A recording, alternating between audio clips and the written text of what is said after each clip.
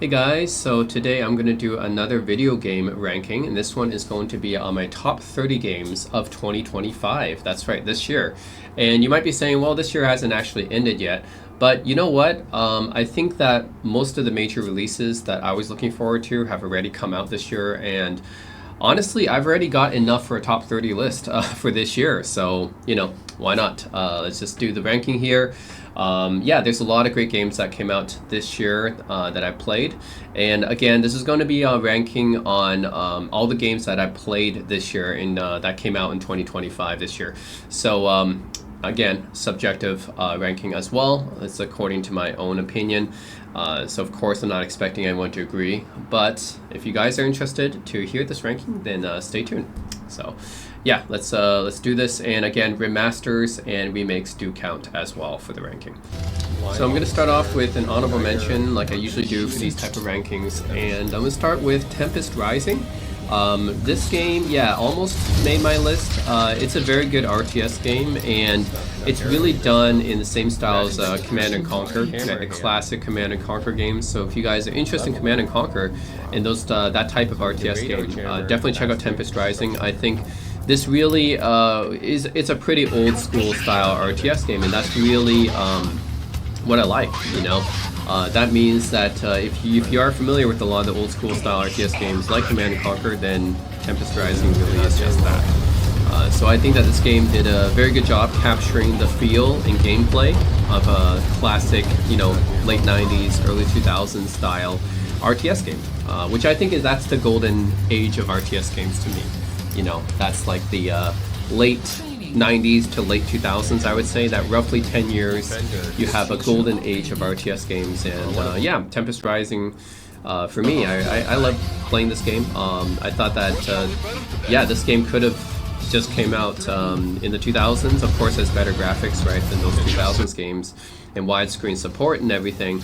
But yeah, I enjoyed playing this more than, say, Industrial Annihilation, which came out this year as well. And I know a lot of people are looking forward to Industrial Annihilation, but it just didn't capture the same feeling as Total Annihilation did, or even Planetary Annihilation. So that was a bit of a letdown. But I did enjoy Tempest Rising. I think this one truly did capture the feel, the look, the gameplay of a classic late 90s to mid 2000s RTS game. So yeah, all I'm going to say is I had fun playing this game, so if you guys enjoyed playing the old school RTS games, and especially the Command & Conquer series, then definitely check this one out. Very, very solid RTS game, especially for an RTS game released in recent years. Yeah, it's pretty good. So I have another honorable mention. I actually have three. Yeah, because it's hard for me just to decide on one. So I have another one, Dispatch. So Dispatch is a really interesting game. It's not too much in terms of gameplay itself, but the animations and the dialogue, the writing and humor in this game, yeah, it's that's pretty interesting to me. It's basically done in this episodic format, I would say. So it's mostly actually listening and reading. So the gameplay itself is not too much, but I still enjoyed this game because I love the animation and the writing and the humor in this game, and the dialogue. So basically you manage this group of superheroes, and you can choose different superheroes to finish off certain tasks. And that's why it's kind of gameplay light. I won't say that's exactly a visual novel, because there is actually some gameplay, and it's not exactly a visual novel or anything. But there is definitely a lot more like reading in this game and just listening rather than your typical game. But it's still good, yeah. This whole story about being this guy that basically he's not a superhero anymore. He used to be a superhero, and now he manages a group of superheroes. And your group of superheroes were actually former villains that have been rehabilitated. So yeah, it's kind of interesting. And then you send them to different spots to try to fix, certain issues, It could be any little issue. It could be a cat stuck in a tree or something like that. And then you also play these hacking mini games as well, which is pretty basic and simple. So I would say this game is mostly like a bunch of mini games, but also you have this management aspect where you send superheroes to do stuff. It's gonna line up with what they're good at and everything. But these things, I would say, is not the true point of this game. true point of this game is actually the story, the writing, the dialogue, all playing out in a pretty nice animation, I would say. So animation quality is top notch, the writing and dialogue is top notch, and the humor is top notch in this game. So yeah, gameplay light, sure. But that's not the main reason why I play it. I just don't like the fact that they lock things behind the episodes. So I'm still waiting for the next episode to come out. I think as of recording this video, I'm still waiting for episode 3 to come out. So I'm not sure why they lock it behind episodes instead of just giving it to you all at once. Maybe they're trying to do it like a kind of like Telltale's format or something like that, but I'm not really a fan of that. Just rather they give it to you all at once, and you have different certain dialogue choices that you can pick as well. But overall, I do love the animation, humor, and writing in this game. That's the top draw of this one. It's just done really well. So yeah, if you guys like superheroes and like yeah, just animations. If you guys like superhero animations with a little bit of management and mini games, then yeah, definitely check this game out. Really nice. It's very cool and unique because of that combination. Yeah, Dispatch. Okay, the third honorable mention I have is Borderlands 4, which came pretty close to making my list. Didn't quite make my list because honestly, I think Borderlands 4 is interesting because it tries to change up a bit of the formula of Borderlands. I'm not sure if I exactly really like it or not, but it's definitely different from the other Borderlands games. And yeah, I still enjoy playing it, of course. What's different about Borderlands 4 is that you have a few extra mechanics. So you have the ability to double jump, you have the ability to actually go and swim in water, you have the ability to grapple, you have the ability to glide, and you have a fully open world where you can destruct a vehicle anywhere. You don't have to go to a catch-a-ride station. So there's definitely a lot of changes in Borderlands 4, while keeping the core gameplay roughly similar to the other Borderlands games. I'm just not sure if I necessarily like the changes or not. Like, they're good. It's still like, the gameplay's still fun and everything, of course. Borderlands is a game where it's obviously better when you play with friends and stuff, when you do co-op. So yeah, it's still very fun when you play with a friend and everything. But I'm just not sure if yeah, if it's like necessarily makes the game a lot better or not. Like the changes definitely I think are appreciated because like Borderlands 3, I think people got kind of tired of it because there's too much like the same Borderlands, right? So Borderlands 4 definitely tries to change things up. It keeps a lot of the RPG mechanics from Tiny Tina's Borderlands as well. But at the same time, I think some Borderlands fans might not like it either because it might be a little bit too different. So yeah, that's the thing. When you're trying to make changes, you're trying to make them kind of fresh and exciting, but also you don't try to lose your fan base, right? So that's the thing about Borderlands 4 is like, yes, I do like the changes and appreciate them, but at the same time, it might not feel like a true Borderlands game in a sense because it is different.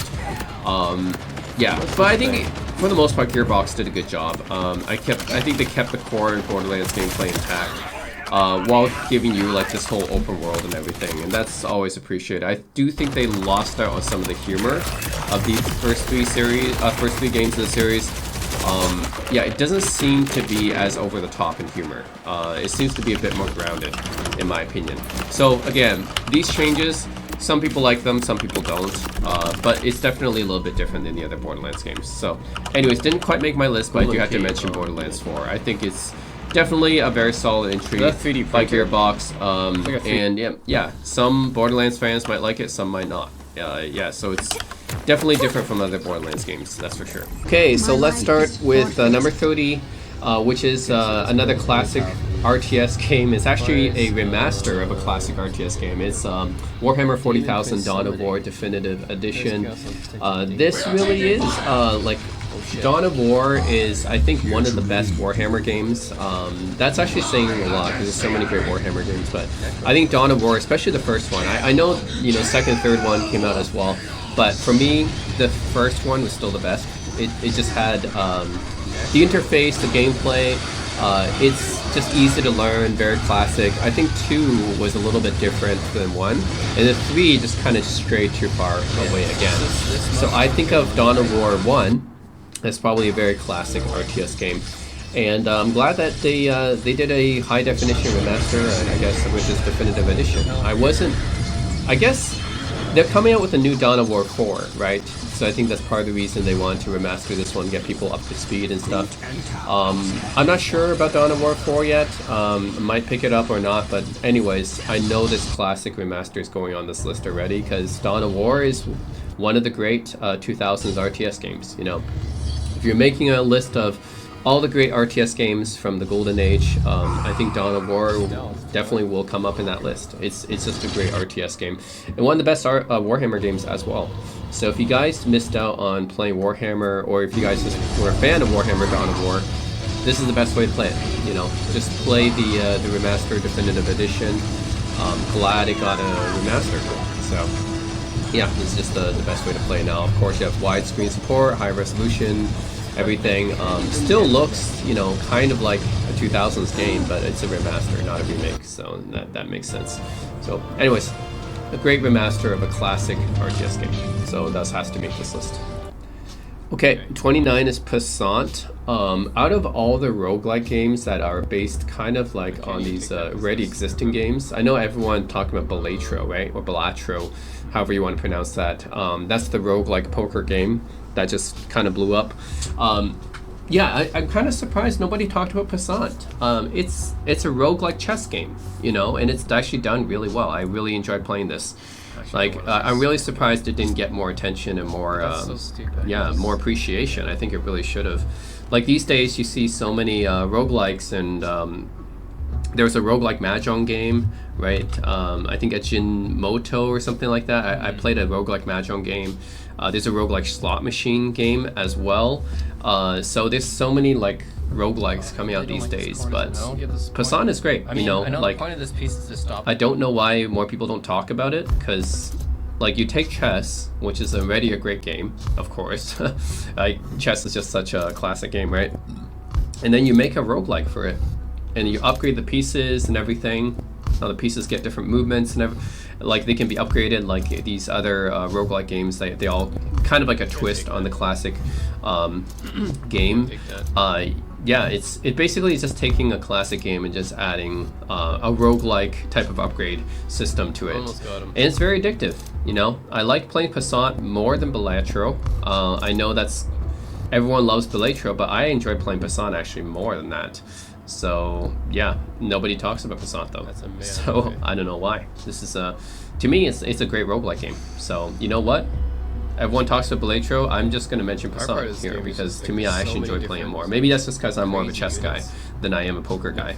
But yeah, to be honest, I liked it more than the other ones. Like I know this great. You know the Balatro's great. You know, poker roguelike. Also, there's a Bingo Bango or whatever. That's the roulette one. And then, of course, there's a Mahjong one, the slot machine one. But I actually like this one the best. Yeah, the chess roguelike, it's just done really well. More people should check it out. It's really fun to play. Alright, so at number 28, we have Hexen HD Remaster. So yeah, this year, Night Dive Studios, who does a lot of HD remasters of old school games and DOS games, yeah, they finally went to Heretic and Hexen, which are two of my favorite 90s first-person shooter games, both kind of in this dark fantasy genre. The difference being that Heretic was the first, and it uses the Wolfenstein 3D engine, I believe. Then Hexen came out after, added a little bit more RPG aspects to it, and uses the Doom engine. So it's essentially like a dark fantasy version of Doom with some RPG aspects as well, because you can choose like different classes and stuff. So yeah, really enjoyed playing Hexen back in the day, and this one adds in, not only does it adds in the HD remastering, you know, like the widescreen support and high resolution visuals and everything, but also adds in some extra episodes and stuff as well. So that's, yeah, usually how Night Dive does stuff. I know that they did some really nice remasters, some other old school first person shooters, and they always add in some extra episodes and things like that to it. So yeah, and they did the same for Doom Remaster too. You can't really jump in Doom games. Doom Remaster, I think, came out last year. Yeah. Okay. So they did the same for Doom 2 Remaster, and then for Heretic and Hexen Remastered that came out this year. It was a nice, pleasant surprise, you know, because Heretic and Hexen inspired a lot of modern first-person shooter games actually that go back to this style. So if you guys ever played like a medieval Hands of Necromancy, Graven. Those are kind of like modern games games, but done in the style of Heretic and Hexen. So yeah. Yeah, these are two of my favorite 90s first-person shooter games by Raven, I think, originally. And yeah, I'm glad that they got a HD remaster, because this is now probably the definitive way of playing these games. And if you guys haven't played Heretic and especially Hexen, which is probably my this Hexen is the one I like better out of the two.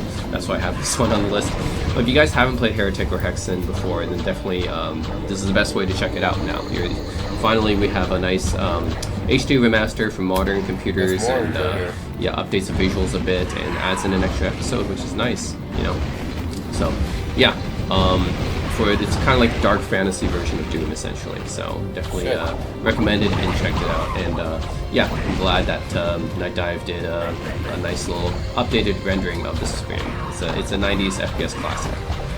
27 is Citizen Sleeper 2, the sequel to Citizen Sleeper, which is a narrative-driven RPG. So there's no action in this one. It's all narrative-driven and rolling dice, essentially. It's pretty much just an extension of the original game. Like, they didn't change up too much from the original game, but that's fine, because I love Citizen Sleeper 1. In fact, I rated Citizen Sleeper 1 one of my favorite indie games, one of my favorite indie releases of 2022. So I mean, Citizen Sleeper 2 just adds to that, right? It's just more of that, more of the same gameplay, and that's fine. You know, why you don't need to fix what's not broken, you know. So basically, if you enjoyed playing Citizen Sleeper 1, you will enjoy playing Citizen Sleeper 2. It's just more of that great gameplay. If you enjoyed narrative-driven RPGs, sci-fi environment, of course. Each day you do kind of like you can go somewhere, and then they can do like kind of a skill check. Each of these skill checks will take certain dice and everything. Yeah, I enjoyed playing this one. You know, it's not like I enjoy only RPGs that have combat in it. I like narrative RPGs as well. And if you guys like that kind of RPG, then yeah, should definitely check out Citizen Sleeper 2. You know, it's not one of those RPGs if you like combat, because there isn't any. But it is one of those RPGs where if you do enjoy that narrative-driven stuff, like say you like playing Disco Elysium, right? That one does have more gameplay, but this one is kind of has that kind of narrative-driven aspect to it. So yeah, Citizen Sleeper 2. What can I say? A sequel to a great RPG that I liked, and this one is great too. Right, so number 26 is Octopath Traveler 0, which is part of the Octopath Traveler series of RPGs by Square Enix. This is technically the prequel to the Octopath Traveler games, so yeah, they made this one, you know, a little bit later, but it's technically a prequel. Anyways, this is a pretty solid game, just like the other games in the series, I'd say. What you notice, of course, is the beautiful graphics. It's done in this nice pixelated style with a 3D background. This is what the Octopath Traveler series is known for, is this kind of artistic style, which is done really nicely. And what if I haggle? Yeah, the gameplay is fairly similar to the other Octopath Traveler games. I think they did add a little bit extra mechanics, like being able to haggle for different items and stuff. When you talk to different NPCs, right, you can kind of have a success rate of being able to get to know them more or not. But otherwise, yeah, it's a really beautiful looking game. Very traditional JRPG where you have random encounters, you have turn-based combat. That's always what the Octopath Traveler games have been, is they try to be a bit more traditional. But yeah, Octopath Traveler 0. If you guys like Octopath Traveler 1 and 2, you'll probably like 0 as well. It doesn't try to change up too much. I will say, just playing the prologue at the beginning, you don't actually get to choose one of the 8 characters, but later on, I think you will get to, because you know that's what the game's about. It's about choosing one of 8 characters and having their past kind of entwined together at the end. But yeah, really beautiful looking game, of course, and yeah, the traditional RPG turn-based combat. If you guys are interested in like more traditional JRPG experience, Octopath Traveler does that with a modern twist on the pixelated graphics, I would say. So yeah, again, always a pleasure to play these kind of games, and Octopath Traveler 0 is no exception when it comes to the series. If you like the other games in the series, you'll like 0. Really. Now I got no more XP. Yeah, it's nice to see a new entry come out. That's it's a prequel, but yeah, yeah, I think Octopath Traveler 1 and 2 are now I both got nowhere very to solid stay. traditional JRPG experiences, and yeah, 0 is another great entry, I think, in the franchise. Okay, so number 25, I have another indie RPG, and this one is called Artist Impact. Yeah, I really enjoyed playing this one as well. It has a pretty nice art style. Like you can tell, like with these indie RPGs, like they all try to get a retro style going, but they're all a little bit different. And this one is done like a little bit differently than Dreamed Away. So it's still nice, very charming looking art style. It's kind of like you're in these little like boxy looking rooms, I guess. Yeah, the main character is like kind of like a witch type person, and you're in these little boxy type of rooms when you walk around, which is yeah, it's pretty charming. And then you can see like these little animations happen, these little manga style, like comic book style boxes whenever something happens, like here. Yeah, so some of the illustrations are done in kind of like a manga comic style, which is pretty cool. And overall, yeah, I love the art style of this game. Very, very charming. The combat system is side perspective, turn-based, but also kind of unique too, because it's like here it's like almost like a dungeon crawler, right? But yeah, it's kind of like the background is 3D, but then you have the 2D sprites on it, so it looks pretty nice. So I do like the combat system and the combat style as well, done pretty well. So overall, yeah, like playing Artist Impact. I think it definitely is another one of my favorite indie RPGs that I played recently, which is quite a bit. You know, I play a lot of indie RPGs, so it actually takes a lot for me to remember. Another boss. If there's a certain indie RPG that I found very memorable, then that's actually it. Actually means a lot because I play a lot of indie RPGs, right? So Artist Impact, it was memorable to me. So that's something, and yeah. I like the different art style, these little intermissions and sequences and stuff done pretty well as well. Look at all the gears and mother ones for. Anyways, I don't hear too many people talking about this game, but again, just like Dreamed Away, I think it deserves a bit more attention. So yeah, enjoy playing Artist Impact. Definitely, if you guys like, you know, another cool indie RPG to check out. I'm mentioning this. Starbucks, basically. Okay, number 24, another indie RPG. In fact, this is a remaster of an OG indie RPG called Off. So Off was originally released, I think, in 2008. That's when kind of the indie scene really kind of got started, I would say. I mean, there is like other indie games released before that, but yeah, starting from around that time, we have Braid and those types of games. Indie games really blew up kind of with the Xbox Arcade, I would say. So that era, and Off was one of the it was like a cult classic indie RPG that I never got to play back then. So there's a remastered version out that came out this year, which is nice. I finally get to experience what this game is about. And yeah, it is a pretty enjoyable game. Definitely quirky and unique. As I think these kind of indie RPGs, like, yeah, it's always like something. I think that they always have their own innovative type of ideas and concepts and everything. A lot of them take inspiration from Earthbound in the Mother series because they're like quirky and weird, and yeah, this one is no exception in that sense. You can see the graphics are like almost like a Game Boy type of graphics, but it's not as well. I can't really explain it, but you guys can tell it's definitely retro style. Combat systems like this, which you're like a batter, like a baseball hitter, which is again kind of unique. And you have this little ring object around you that's your weapon, I guess. So yeah, this weapon is also a character called Alpha.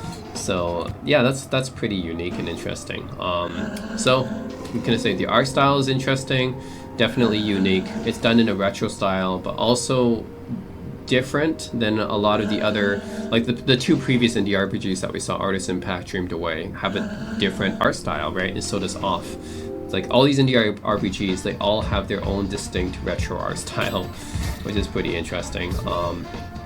Yeah, again, kind of a quirky, weird indie RPG, but still worth checking out. Especially because this is one of the OG cult classics, and finally, since we have a remaster of this game, so I'd say go check it out if you're looking for just another unique indie RPG experience. I think this one's, again, it's worth checking out. So a lot of great indie RPGs got released this year and last year. these recent past years have been a lot of great ones. So definitely check this one out too.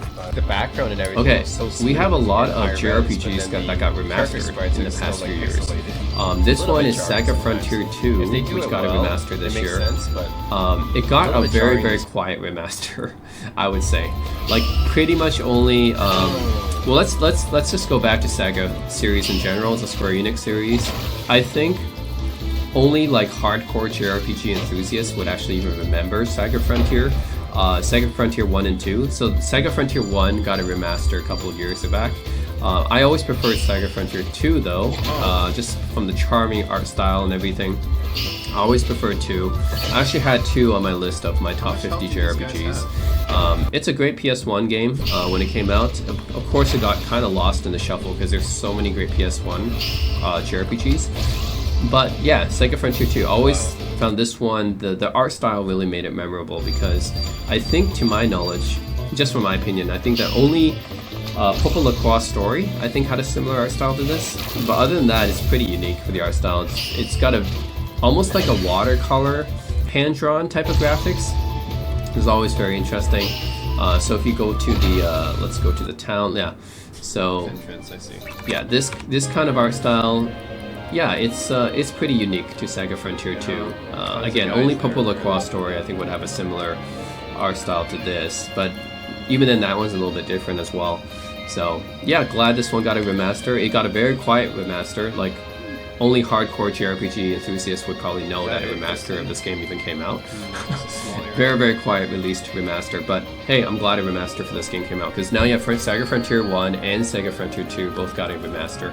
And Frontier 2, to me, I like it better than I 1. don't even have that much more credits. So yeah, All those anyways, it enemies makes I this killed list. in If that you guys like the, if you played original and Fragment Frontier 2, then I now like is the more charming this is probably the graphics. best way to pick it up Yeah, and like play the it way now. the Because graphics now are it's got drawn the and everything is widescreen unique to this game, especially the support, backgrounds. controller support, Yeah, and it's aged really well actually. yeah, it's high resolution graphics and everything. Of course, you can still tell it's, it's still like obviously you can tell pixelation and everything, but that's fine. It actually aged quite well for a PS1 era game. So yeah, Saga Frontier 2 remaster, one of many actually JRPG remasters that will later be on this list. Okay, number 22, we have another JRPG remaster that came out this year. This is Tales of Graces F remaster.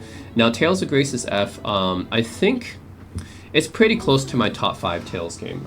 I don't know if it's actually in the top 5 because, let's see, I have Vesperia, which has a definitive edition. Abyss, which we're still waiting for a remaster of that one. Abyss, I think, needs a re-release. Berseria is a great one as well. What other one would be? Yeah, so those 3 definitely are up there. Arise, yeah, it's another one. Graces F comes close to the top 5, let's just say, of Tales games. I'm not sure. I think it might be like right outside of my top 5 for me, but yeah. Oh yeah, Eternia. I think Eternia actually I liked it a little bit better as well, and I wish Eternia got a re-release. But Graces F, it's pretty close. I think this is Symphonia for me. I know a lot of people put Symphonia in their top 5, but for me, Graces F and Symphonia are pretty close, like right outside the top 5. But yeah, if you guys played the original Tales of Graces F, I played the original on PS3, then yeah, it's a nice remaster.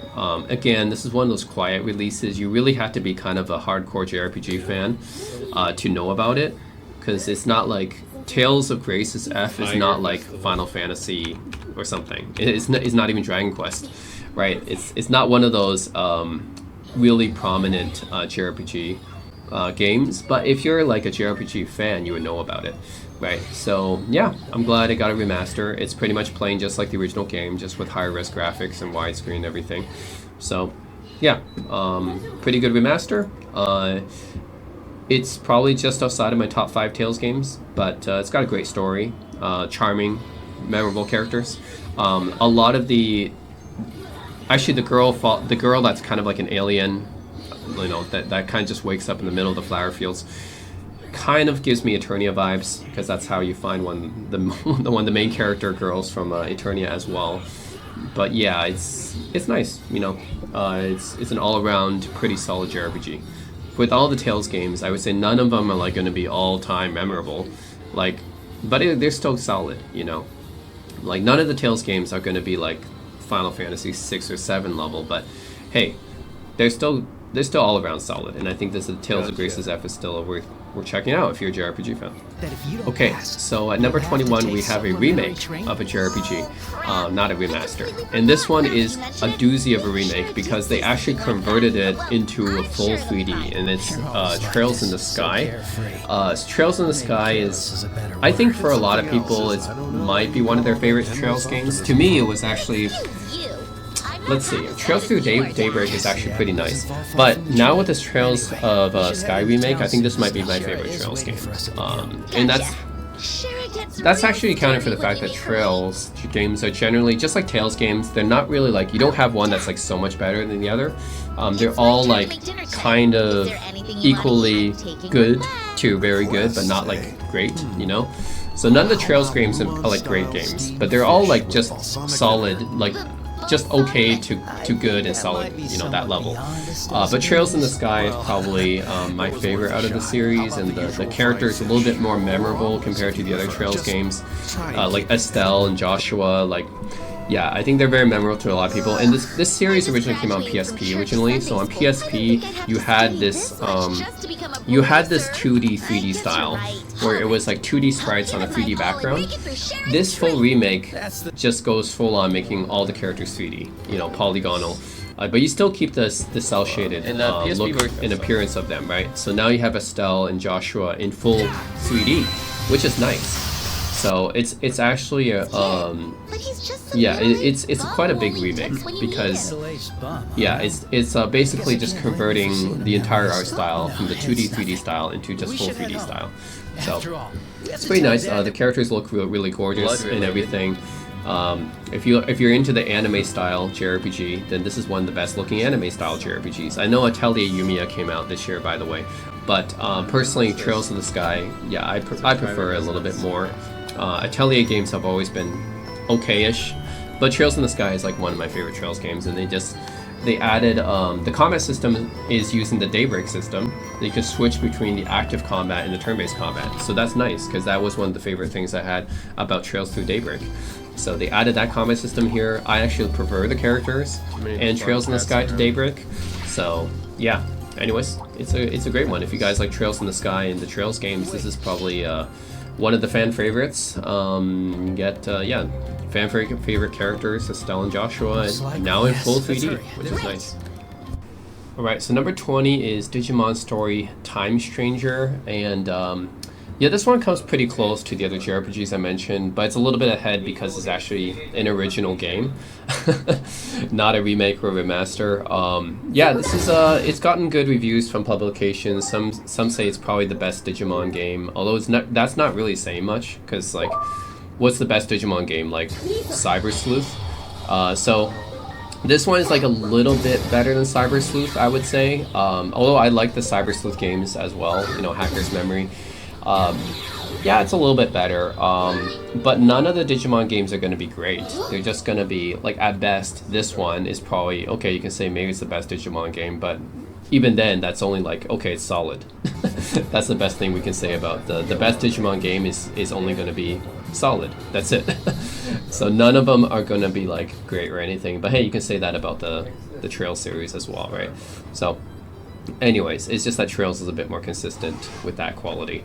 But yeah, hey, we got a pretty decent Digimon game here, Digimon Story Time Stranger. And again, if you like Digimon, obviously, or if you're just a fan of the anime style JRPGs, definitely check this one out as well. What can I say? It's the combat system and everything have been a little bit improved from Cyber Sleuth, I would say. But if you like Cyber Sleuth, you also like Time Stranger as well. Yeah, it's pretty much like an enhancement of some of the gameplay mechanics that you saw in Cyber Sleuth, which is so far, I think Cyber Sleuth is probably still the best beloved Digimon game so far. I mean, some people like the Digimon World games, but I don't like the Digimon World games that much. So, anyways, yeah, Time Stranger.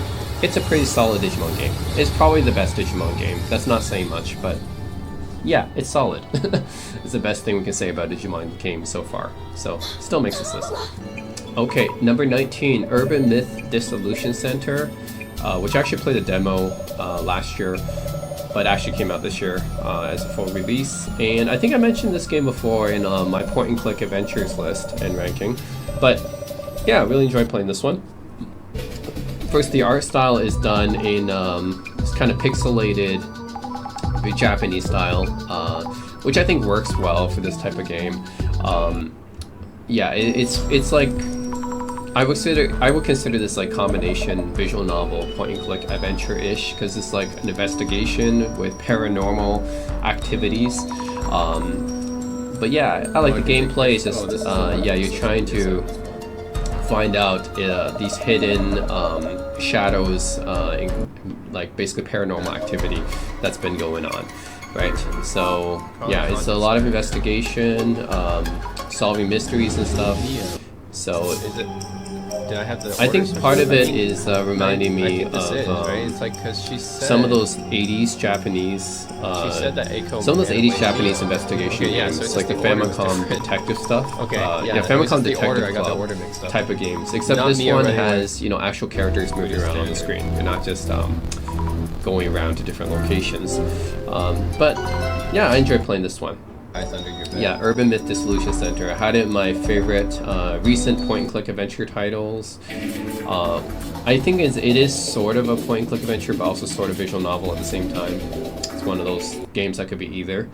But yeah, definitely worth checking out. If you guys like combination point-and-click investigation titles / visual novels, yeah, also check this one out. Of course, this one also has a horror slant in it as well, because you're checking for paranormal activities. So in that sense, it could be like, yeah, something like Spear Hunter, but it's also different than Spear Hunter as well, because it's done in a more retro style. So, anyways, I like the art style and the gameplay. Kind of just enjoyed playing this one. So, yeah, makes my list. Check out Urban Myth Dissolution Center. Not a lot of people talking about it, because it's, you know, it's one of many indie releases. But yeah, this I consider this probably one of my favorite point and click / visual novel adventure games that came out in recent memory. Had fun playing this one. If you guys like paranormal investigation, then also check it out as well. It definitely has a lot of that. Okay, number 18 is 2 Pixelia, a game that I also played a demo of last year. Yeah, I also like playing this one as well. This is like kind of a life simulation game. I guess you can kind of think of it as, so these days we have been getting a lot of Stardew Valley type games. So Stardew Valley, you know, massively popular indie simulation game. And we have a lot of other indie games that came out trying to be like Stardew Valley, which is basically like Harvest Moon, Story of Seasons. You farm stuff, and then you have life simulation aspects where you can do like crafting and survival and getting married, you know, just stuff that would happen in a daily life, you know. So it's almost like life simulation. But then you have 2 Pixelia, which is like, when I played this game, it's like, okay, so this is basically if you had Stardew Valley, but it's not set in the farm, not the farm setting, right? So you don't have the farming simulation, but instead you're just going around trying to live your life like The Sims. And if you're doing that, yeah, it's basically like a pixelated version of The Sims, almost. I mean, you're not really controlling a bunch of characters at the same time like in The Sims, but it's almost like if you combined Stardew Valley with The Sims, and I think that's pretty interesting. So yeah, you have the retro art style and everything, except you're living in a city, and you do daily chores and activities. So you have like the sim-like stuff, right? Like eating, sleeping. You have all these needs like you have in The Sims, but it's done in like a retro pixelated art style and has the same charm that Stardew Valley has. I don't think it has the combat that Stardew Valley has, but yeah, it's almost like playing a retro version of The Sims. You know, like if The Sims came out and and you basically made it more indie, gave it a indie retro vibe, then this is what 2 Pixelia would be. So yeah, I enjoyed playing this one. It's definitely a very ambitious game for sure. I guess another game that'd be pretty similar is Animal Crossing. So Animal Crossing is kind of like life simulation as well, of course with you know, Nintendo-ish characters, right? Only Very is cute this and easy to everything, find a job and of for. course in 3D as well. I have But to do 2 Pixelia also has the Animal Crossing vibes to Wow, it, where you yeah, can you change can your appearance. just go around your daily It's not life, like a requirement for any around the Okay, city, that's why decorate we're your actually home, Russell. upgrade your home and furniture and everything. Go around, Alright, talk what to you got for me, people. Russell? Yeah, so you can also consider it like that. Yeah, it's like The Sims, Stardew Valley, and Animal Crossing as an indie game, essentially. So yeah, I think that's pretty cool. So 2 Pixelia, I think definitely. I remember this one just because it's pretty ambitious actually for this type of game. Yeah. Amazed by my If you guys like playing Animal Crossing or The Sims or Stardew Valley, definitely check this one out. Okay, so number 17 is The Insanity. This is an indie horror game that I actually put this on my top 50 horror games list. In fact, I think I had it in my top 30. It was actually very good, very memorable. Like, you get stuck in this creepy hotel, and once you're in this hotel, yeah, like everything looks normal at first, and then you know, like shit happens basically, and you get stuck in this hotel, and yeah, you see like basically creepy people, creepy monsters and stuff, and you try to escape the hotel. This is done using. Actually, I don't know what engine this is using, but it looks really good. So it's a pretty good engine, especially for an indie title. So yeah, like the graphics are pretty impressive, and it's generally pretty scary. Like this white lady, look at that, right? Yeah. So if you make her angry, she'll like turn into this monster and kill you. So like yeah, that's generally pretty scary actually. So yeah, like this white lady keeps following you. Our date restaurant. Yeah, you have to like basically keep her from getting mad and everything. So like this is pretty scary actually. Yeah. Oh man. Poker table. Oh my god. If you reduce her wrath, I think she'll go down to normal. Yeah, there we go. But yeah, I'm impressed with the graphics for this game and the gameplay. You like talk to this goth girl as well, and you both try to get out of this creepy hotel. You get stuck in it. Yeah, overall, very, very impressed with Insanity. One of my favorite indie horror games in recent memory. It was genuinely pretty scary for me. You know, very creepy actually. Yeah, especially with these nice graphics. Oh. She don't care as long as she's not the girl. So yeah. Anyways, if you guys like, yeah, pretty nice indie horror game to check out. The Insanity. Really enjoyed this. All right. So number 16 is The Outer Worlds 2, and yeah, this is a sequel to the original Outer Worlds by Obsidian. Outer Worlds I always considered like. Yeah, basically they took the same engine essentially that they used for Fallout New Vegas, and they used it in a sci-fi setting. So I always liked Outer Worlds. I thought it was fairly polished when it came out. I think generally people enjoyed Outer Worlds, but nobody really considered it like an all-time great RPG or something. It's not on the same level as Fallout New Vegas, I think. But I think generally you can say that, yeah, most people enjoyed it. There's nothing like wrong with it or anything. Maybe it's just a little bit short. And yeah, the world itself and the story, I heard it was like a little bit too linear, I think.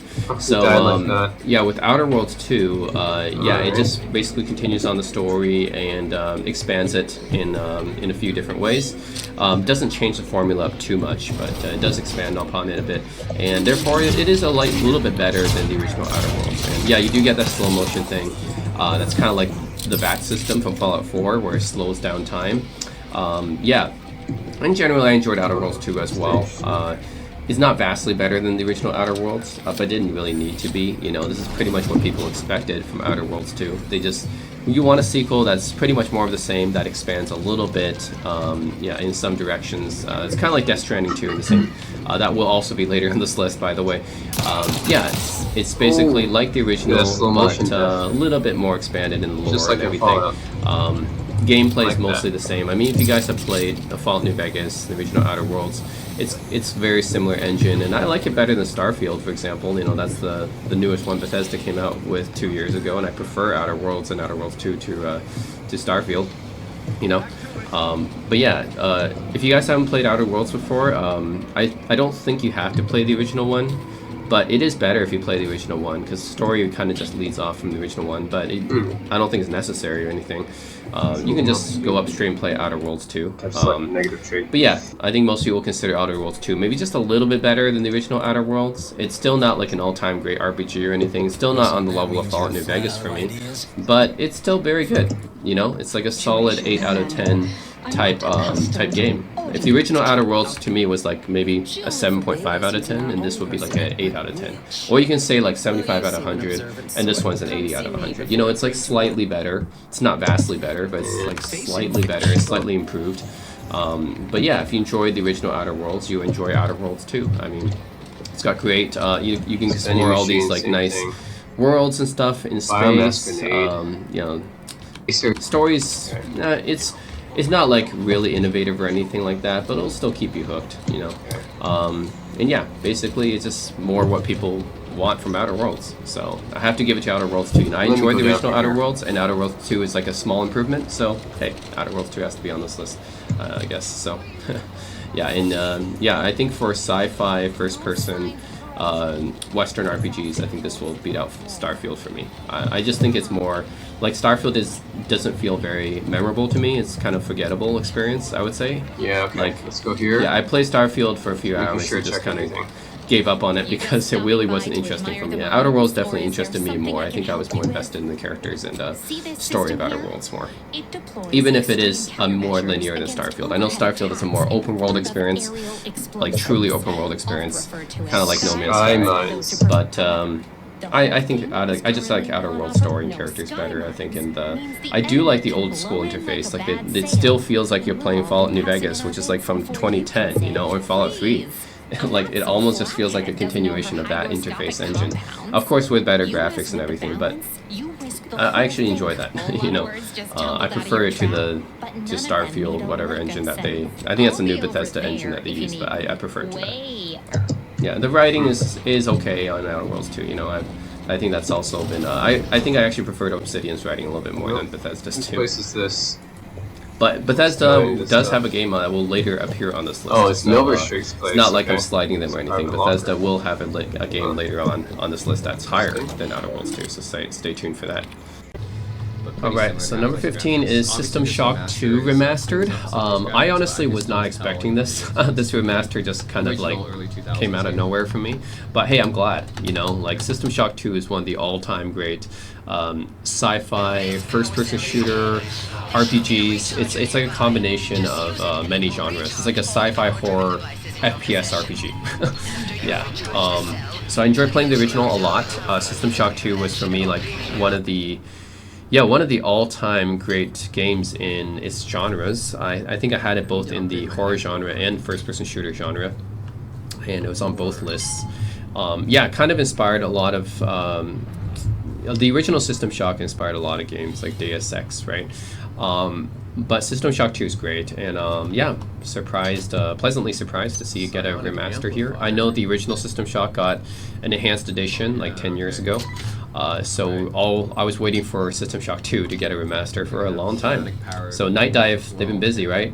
They got the Hexen Heretic remaster out this year, and they got System Shock 2 remaster out this year as well. So yeah, so it's great. You know, if you guys haven't played System Shock 2, it's got this atmospheric vibe to it where it's for sci-fi horror. It's like, okay, it's almost typical now that you're in like this kind of spaceship that something wrong happened, and then yeah, people turning into like ghouls and monsters and stuff. So it's got Half-Life vibes, Dead Space vibes as well. Of course, this came out before Dead Space did, but so it's got like kind of Half-Life, Dead Space vibes to it.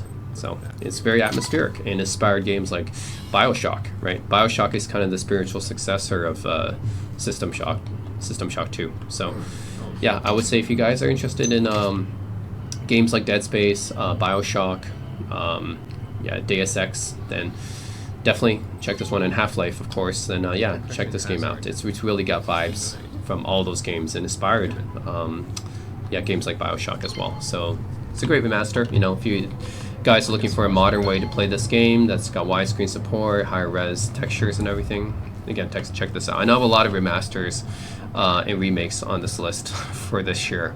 So there was a lot of remasters and remakes released this year of great games, all-time great games like System Shock 2. So There's a gun in the original game. yeah, so talking about Now more this is turning remasters more and into remakes a that came out this year, Last first-person Half of Darkness horror got a remake survival this game. year, Yeah, it's a horror- which I think was also unexpected, because Last Half of Darkness is No one of idea, those yeah. horror games that's like kind of it's like overlooked a lot of times. I know it probably has this fan base, but it's overlooked and a Yeah, bit no underrated. ammo here.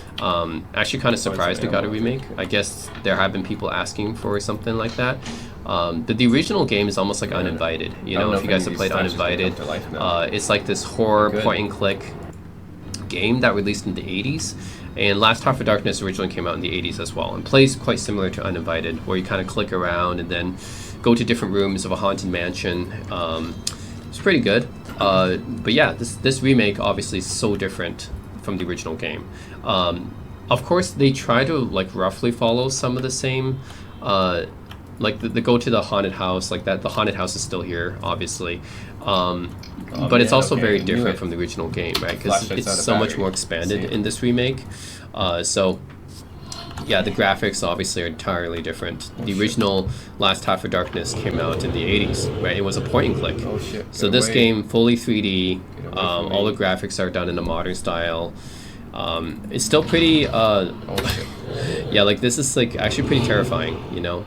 This is when I was in the basement and I had like these monsters coming after me, and I didn't have any defense. I didn't have actually a weapon at Oh, this no. time. So that makes it even more Oh, no. horrifying. Aw. Makes it more horrifying when you have to run away from There's monsters and someone you in have this no house here, defense. then. It's not an empty mansion. So yeah, it's also another one of the games that made my Wow. top 30 well, I horror definitely did games not as well. expect. So yeah, it's another great one. So yeah, if you guys are interested in another great modern remake of a horror game, and this part was actually in the original Last Half of Darkness, the two little Oh, here's girls the two playing girls. patty cake. So this is remade. This part is That's actually the- made in the remake here, in a more modern style. Yeah. Again, another pleasant surprise for me from this year that this game got a remake, There you go. and genuinely I was Can't scared take. and terrified at certain points in the game, and I think it's done Dragon pretty well. chain You know, stack. I know Last Half of Darkness is not like one of those huge horror franchises. It's not Silent Hill, it's not Resident Evil, not one of those big horror franchises, not Dead Space or anything, or even Alan Wake. But still worth checking out if you guys are looking for a nice, horror game. I think it's probably like maybe like Alone in the Dark. Maybe it's like Alone in the Dark got a remake last year, and like barely anyone talked about it. So, yeah. Anyways, I think this is a pretty nice remake. More people should check it out if you're into, nice modern horror game. I think this one's pretty good and worth checking out. Okay, so at number Having pilots in 14 we Indonesia have, might be this- number 13 we have Afterlove EP. Muslim. So Afterlove EP, I played the demo of this game last year. The game reminded me the most was probably Until Then, which was one of my favorite indie adventure games of recent memory. So that's always a good thing. It reminded me of Until Then. So Afterlove EP kind of is like that. Of course, the art style is a little bit more interesting because it's like not just pixelated. It's almost like this hand-drawn type of art style, which is interesting. Singer, songwriter, and the guitarist. But yeah, it's an adventure game where you have this guy. He's kind of like dealing with the loss of his girlfriend at a young age and everything. And he plays in a band. Has coming of age vibes as well.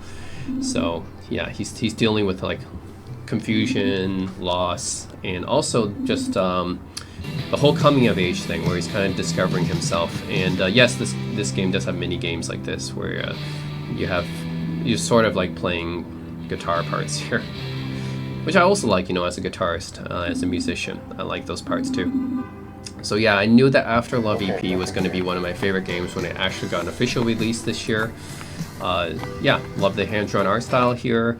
The mini games, kind of emotions that the main character goes through as he kind of like grapples with reality and his loss and everything, and being like, kind of this part-time band member as well as a student. I think this game is set in where is it set again? Southeast Asia again, right? It might be Indonesia, I think, which Reminds me of another game, Space for the Unbound. Yeah. Yeah, it's set in Jakarta, Indonesia. So yeah, you do see like Muslims and everything in this game as well. It's Southeast Asia, and yeah, it does have some similarities to Space for the Unbound as well. Another great Indonesian indie game that's set in that setting.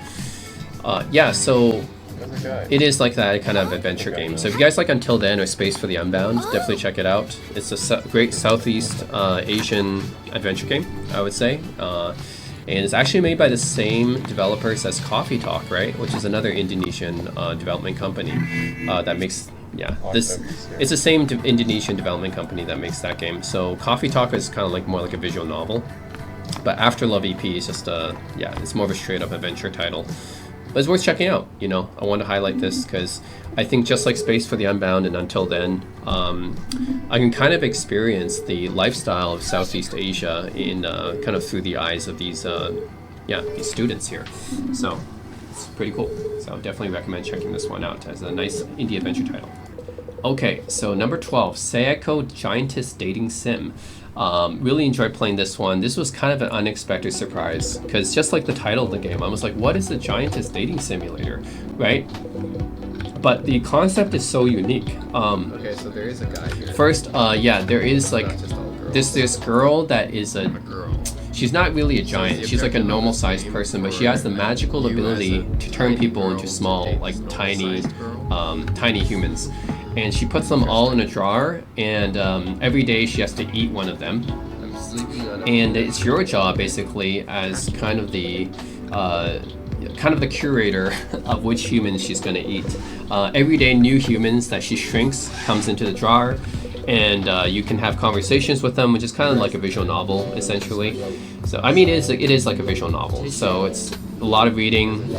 During the daytime, you're stuck in this jar with all these other shrunken humans, and you try to build a relationship with them, but then eventually, you know, she has to pick one of them to eat, and it's really your job to pick which one gets eaten.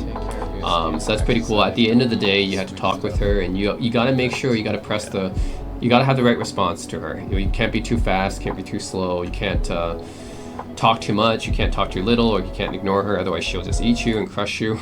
Remember, like, art style is done in this nice, charming retro style, of course. It's been really Japanese indie title, actually. Yeah, definitely for girls.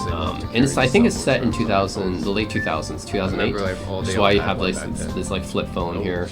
You're talking about the economic crisis going on. Cool name, right? Cooler than yours, anyway. Yeah, and eventually you get to build like these kind of relationships with the characters, and who you build relationships with, how they respond and act, really depends on who you get to spare and who you choose to get eaten, you know. So it's always a very interesting dynamic. It's like, who should I choose to feed to this giantess, you know? Sometimes I don't even get to know the girl or guy that much, and it's like I have to choose which one gets fed to her. It's kind of an interesting dilemma, actually. So yeah, I enjoy playing this game a lot. Yeah, it's definitely got a unique premise and concept. It's like every day I get to choose who gets eaten by her, and I have to make sure that I myself doesn't get eaten by her as well. And it's like sometimes you don't even get to know these people that well, and you want to build more of a relationship with them, but it's like you have to choose one of them to get eaten. So yeah, anyways, it's a really nice visual novel, actually. I really enjoyed playing this one. Kind of a nice surprise. I played this one recently, so really enjoyed playing it. I highly recommend people who are into kind of visual novels, definitely check this one out. And no, it's not actually a dating sim. Like, you don't actually get to date. Like, dating sims is like you get to choose between like a lot of different characters to date, right? No, it's not really a dating sim. It's kind of like a horror visual novel. So the title's a little bit misleading.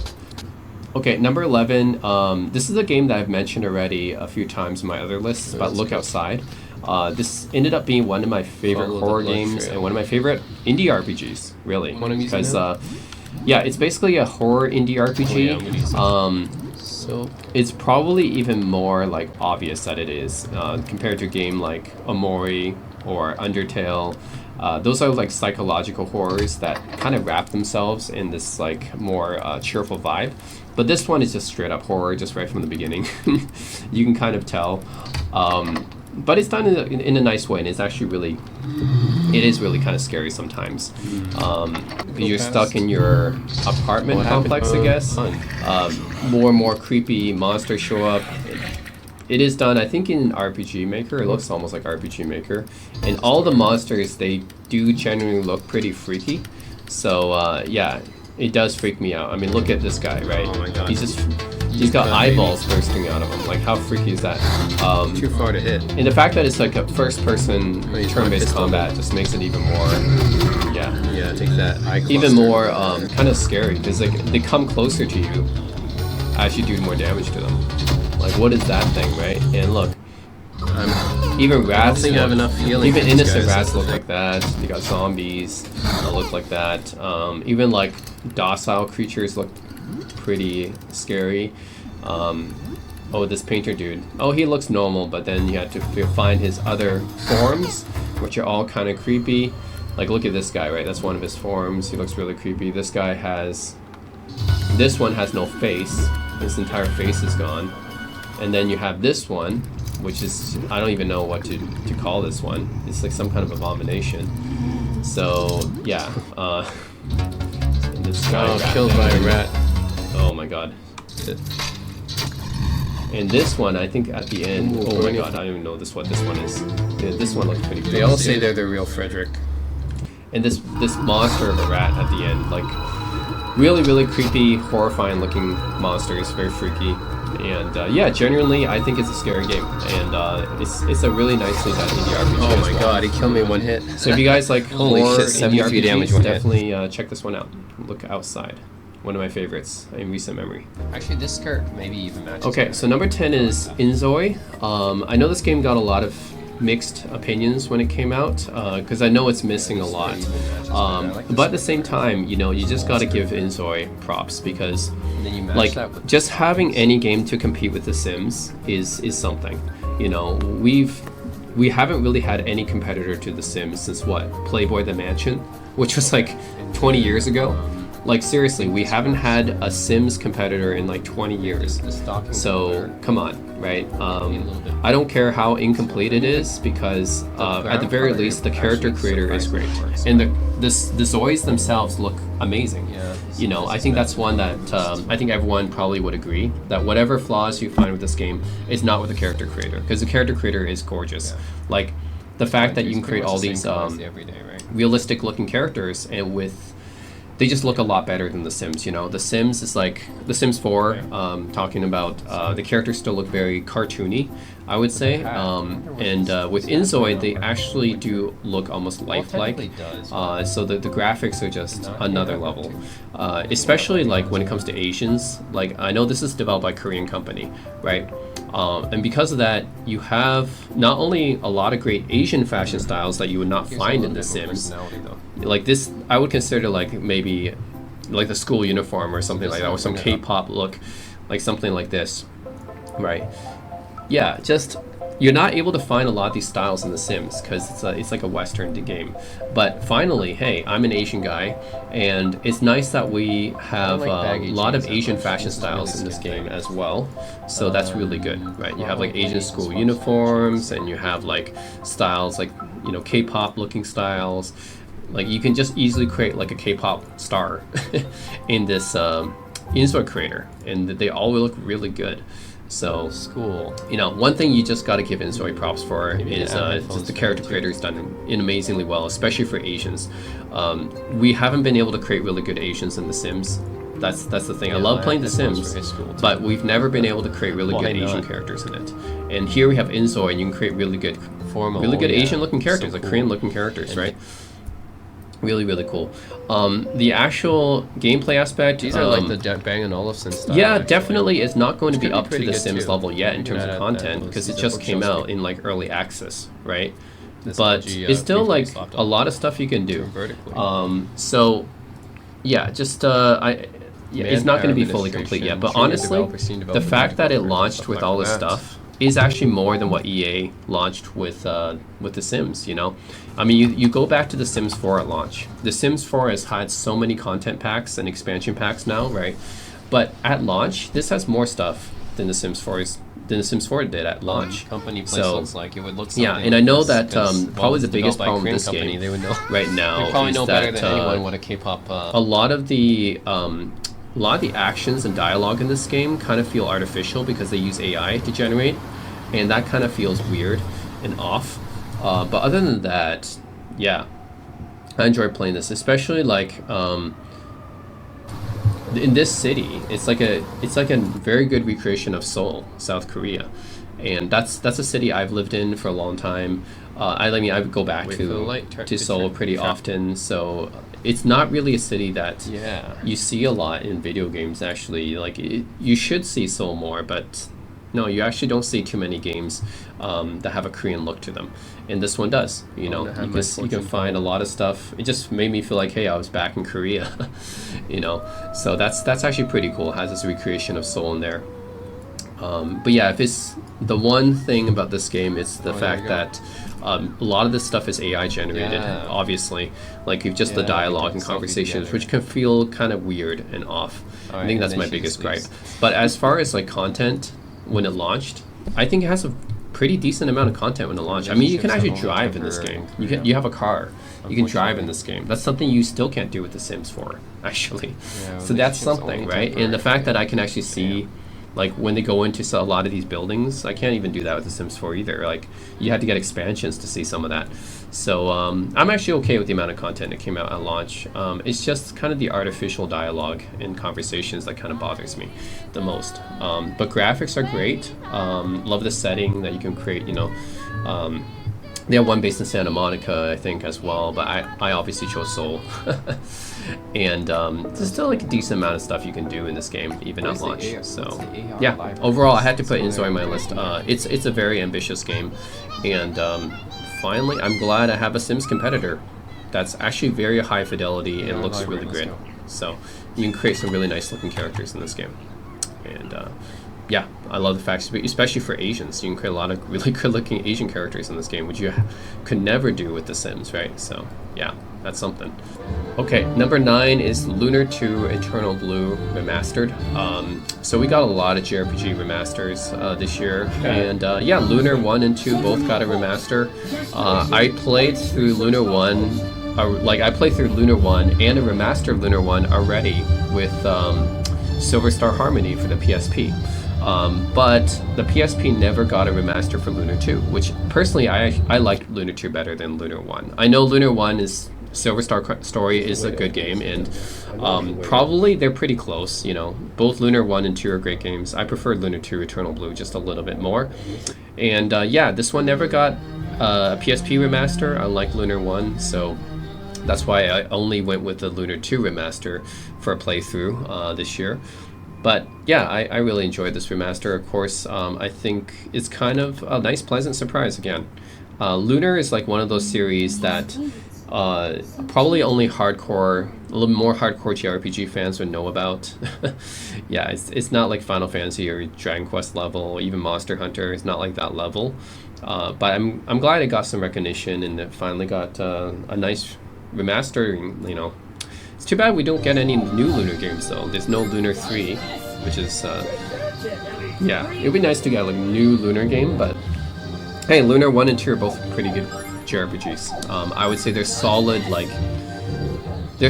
8 out of 10 type JRPGs. So definitely check them out. I had them in my top 30 JRPGs all time as well. So yeah, characters, storyline, Eternal.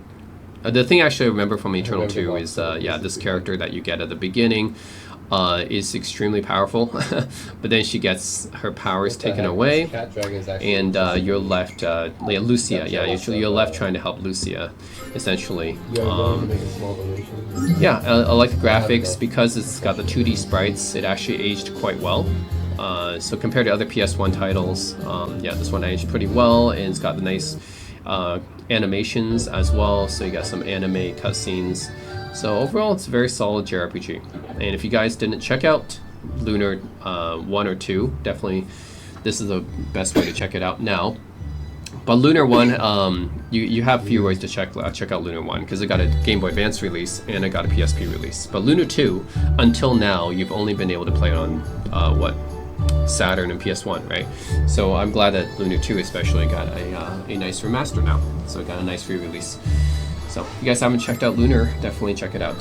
They're just great JRPGs. Yeah, it's got a very traditional side perspective combat system here, turn-based, of course, and it does have the random encounters because that's what 90s JRPGs were like. But yeah, at least it has some nice quality of life improvements, right? Like speeding up the gameplay and stuff. So that's pretty nice too. So, anyways, definitely worth checking out for JRPG fans. Okay, number 8, Ghost of Yotei. This is a pretty controversial game when it came out. I guess because a lot of people compared it to Assassin's Creed Shadows, which, by the way, is not on my list. I mean, Assassin's Creed Shadows was decent. Didn't quite make my list, though.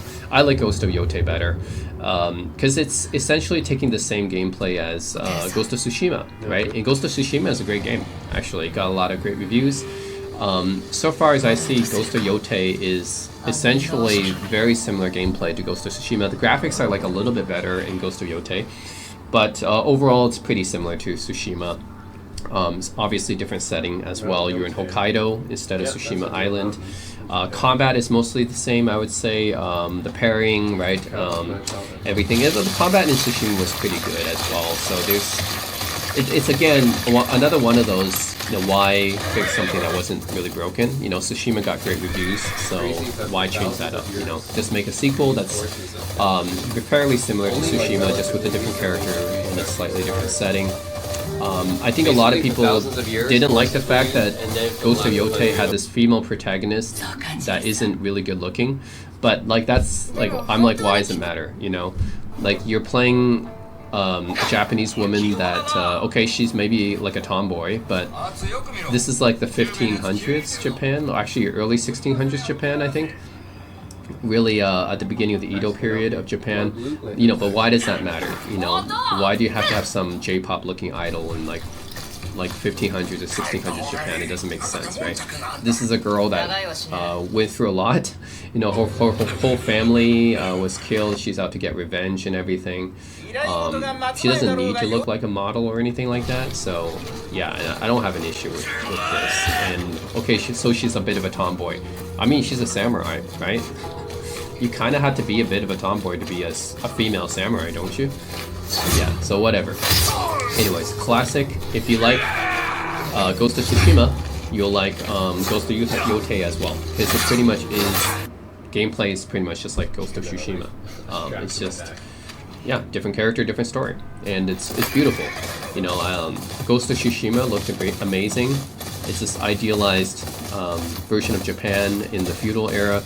Yeah, same thing goes to Yotei. It's just a gorgeous looking recreation of ancient Japan. So I'm gonna say sometimes you just like riding your horse through the fields and just kind of enjoying the scenery. That's basically if you like Tsushima's beautiful, gorgeous scenery, you'll see more of that in Yotei as well. So definitely, it's going to be on my list for this year. And yes, I personally liked it better than Assassin's Creed Shadows. And another issue is I had a lot of performance issues with Assassin's Creed Shadows, which I didn't have with Yotei, so that might be part of my bias as well. So. And you get to play as a female badass samurai as well, so that's another thing that adds to it. Okay, number 7, Silent Hill F. I know a lot of people had issues with Silent Hill F too, because they're like, there's no adults. Hey, this game doesn't feel like a Silent Hill game. It's like a Souls-like, But to me, it's fine, Like, I like the fact that it's a bit different, and it's still obviously got the horror aspects of this game. Sure, maybe there's a bit more combat in this one, but that's fine to me, I actually like the fact that this game, the setting is in 1960s Japan, you're playing as a Japanese schoolgirl. That's very different than other Silent Hill games. So it's a very refreshing setting, which I like. The monsters are pretty scary in this one. So that's, it's for a horror game, that's always a plus, right? The fact that it has Souls-like combat, to me, that's a plus too. Add some challenging combat. It isn't just about, if the combat's too easy or it's just like about running away, then it's not as exciting for me. So, I do like the setting. The the fact that you're playing as a Japanese schoolgirl in the 60s, you know, that's pretty cool. The characters, yeah, monsters are pretty scary to me, and the fact that you have more combat in this one, that's fine as well, and you have the puzzles as well. So you combine that with actually really good graphics. Of course, this is a AAA budget title in 2025. Yeah, it's actually one of my favorite Silent Hill games. I'm not sure if I like it better than 2 Remake. I think 2 Remake might still be ahead, but F is a very good horror game and one of my favorite Silent Hill games, I can say that. So yeah, it's pretty up there for me. Okay, number 6 is Kingdom Come Deliverance 2. This is a game that I think some people might have had on the Game of the Year list, and at least for like RPG of the year, if it were not for Clair Obscur, it might even win it. But yeah, anyways, I played Kingdom Come Deliverance 1, and I like the fact that it's both Kingdom Come Deliverance 1 and 2 are very historical based. So it doesn't even feel like you're playing a fantasy RPG, like not in the Elder Scrolls sense or Witcher sense. It's not like a fantasy RPG in that sense.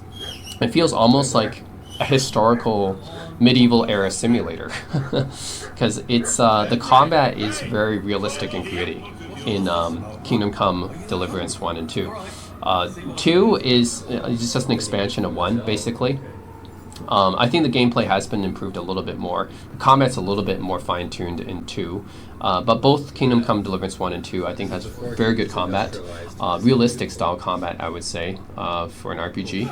So, yeah, like, you do have to do a little bit more here, because the combat is grittier compared to most fantasy Western RPGs. Like, it's a little bit more realistic.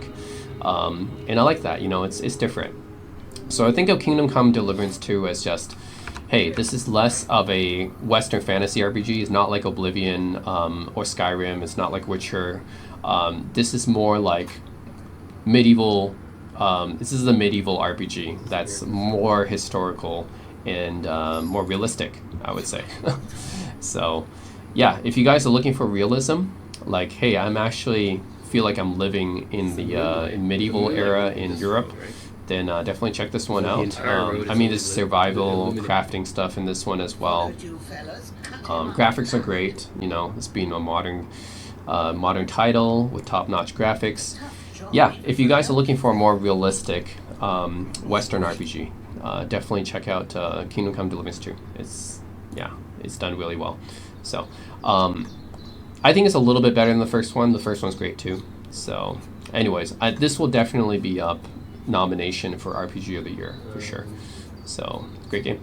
I haven't seen many other so games number have, 5 is Suikoden 2 HD Remastered. You can have up to, like, So yeah, there's been a lot of characters. JRPG remasters that came out this year, and Suikoden 1 and 2 both got a nice updated remaster. Actually, this is more of a remake in some sense, right? Because it's actually adding a lot of extra stuff in the background. So I think of this almost like it is a remaster, but it adds a little bit more than just enhancing the graphics. So it's actually doing a little bit more compared to, say, Lunar 1 and 2. So Lunar 1 and 2, it just ups the graphics and it just kind of smooths out everything, the textures, makes it widescreen. But Suikoden actually added a little bit more stuff going on. Like, look at the background here, right? You got the moonlight shining and the waterfall looks a little bit more realistic and everything. So this is like an enhanced remaster. And, you know, if you guys haven't played Suikoden 1 and 2, these are two of the all-time great JRPGs of the era.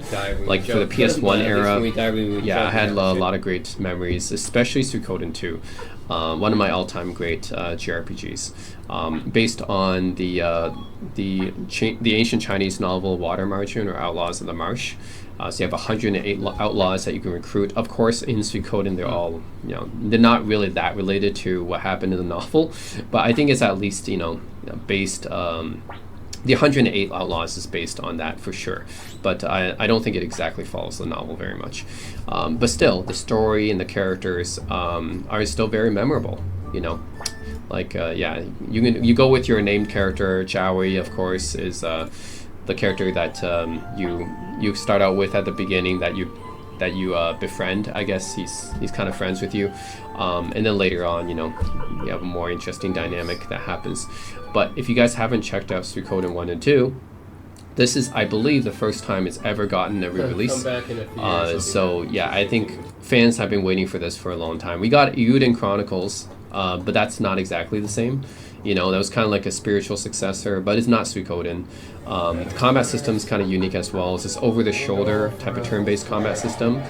And yeah, I think actually you get two combat systems in this game.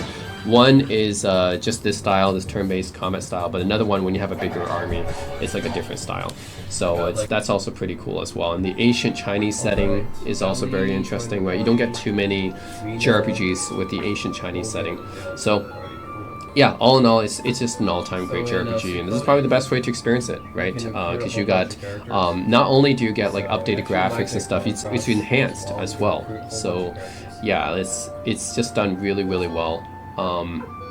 Yeah, so what can I say? If you guys haven't checked out Suikoden 1 and 2, yeah, this is the way to experience it. The graphics just look so much, yeah, more cleaner and nicer and stuff. Honestly, like the original game looked good too. Like it's aged quite well because of the 2D sprites and stuff, but this remake, man, like, wow.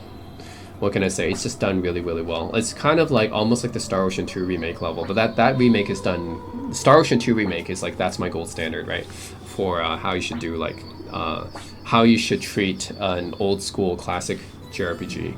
But Suikoden 2 HD remaster, yeah, this is dang good.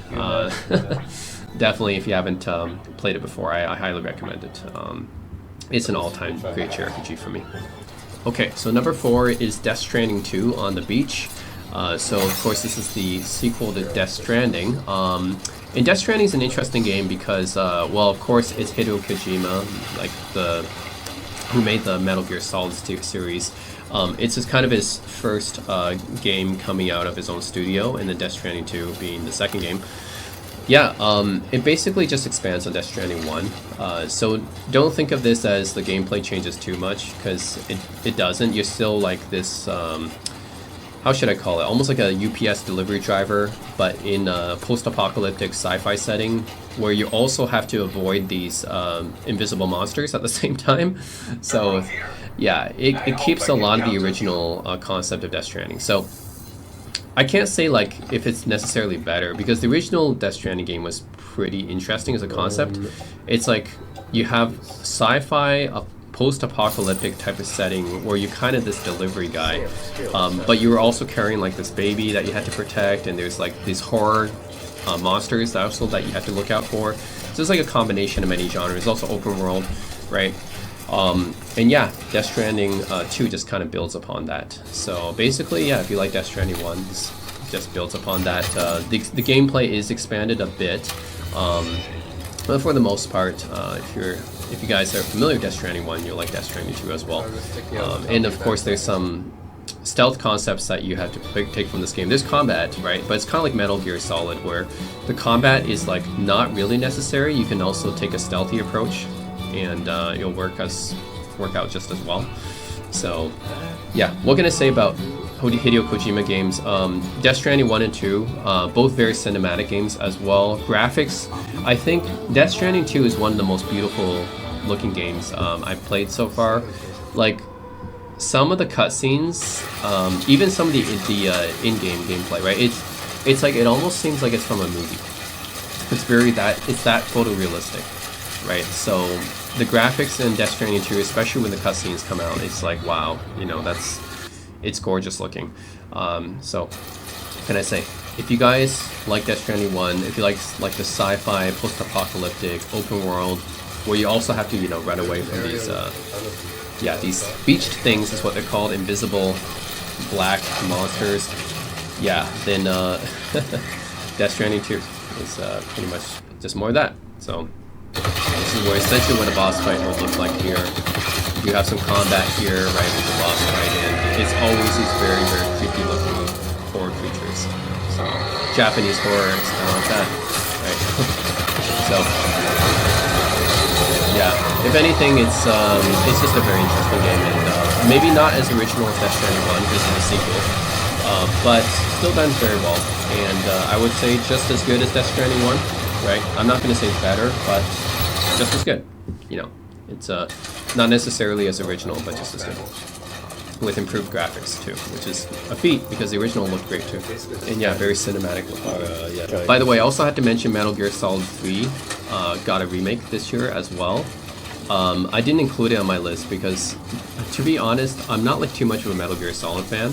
So 3 Remake would be on this list if I played it, but I didn't play 3 Remake yet.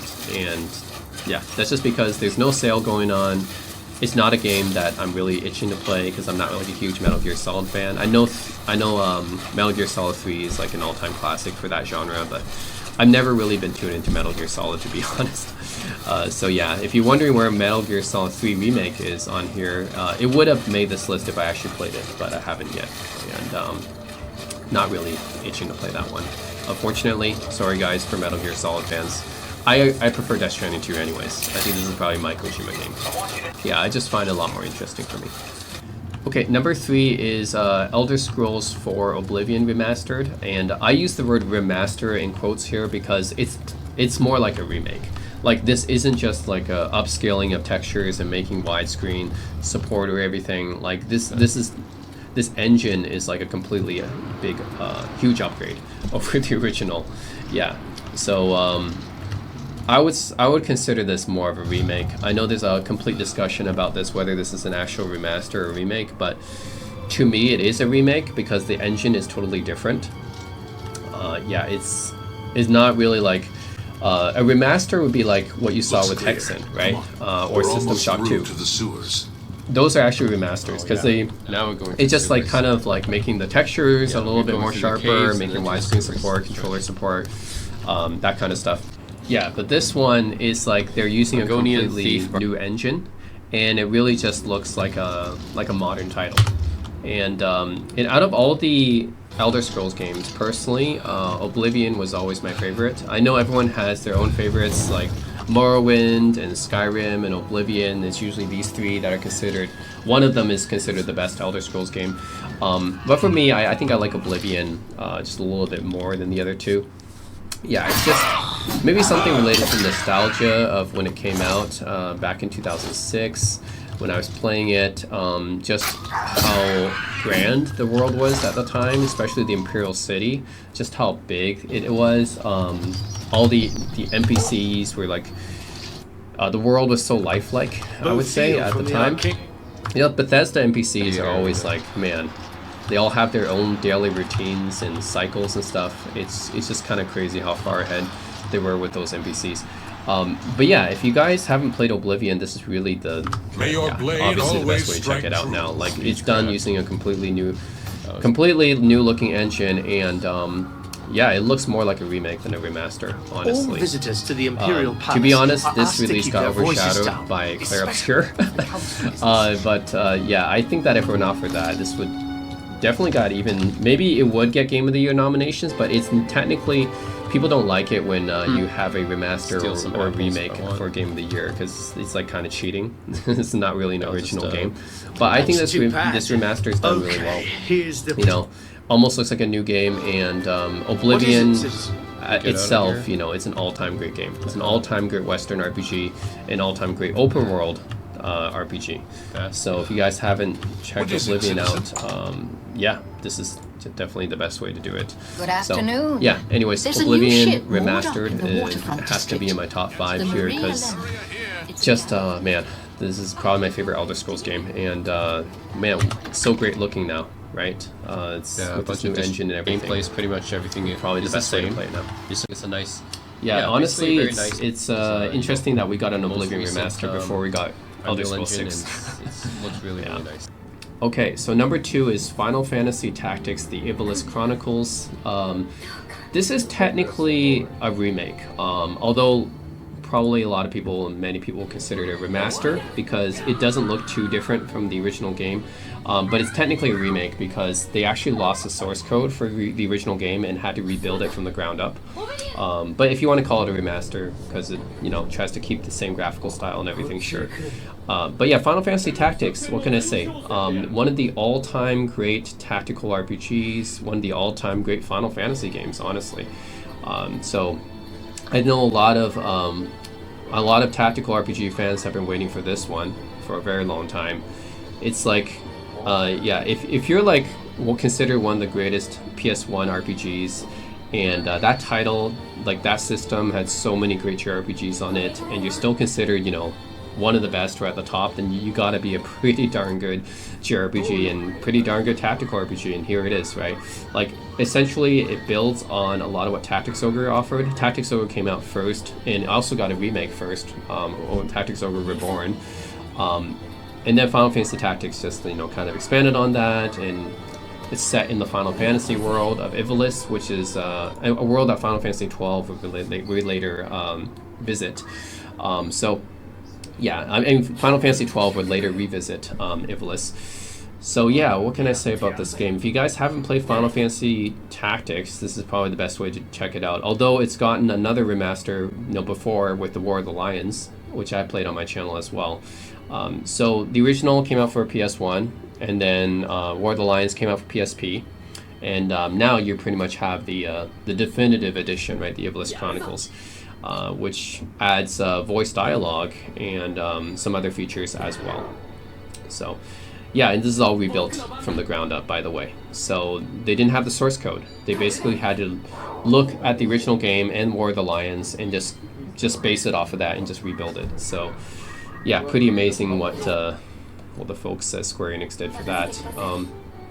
So yeah, what can I say? Final Fantasy Tactics. It's got a great storyline, very memorable characters, and really the tactical gameplay of this game set the standard, I would say.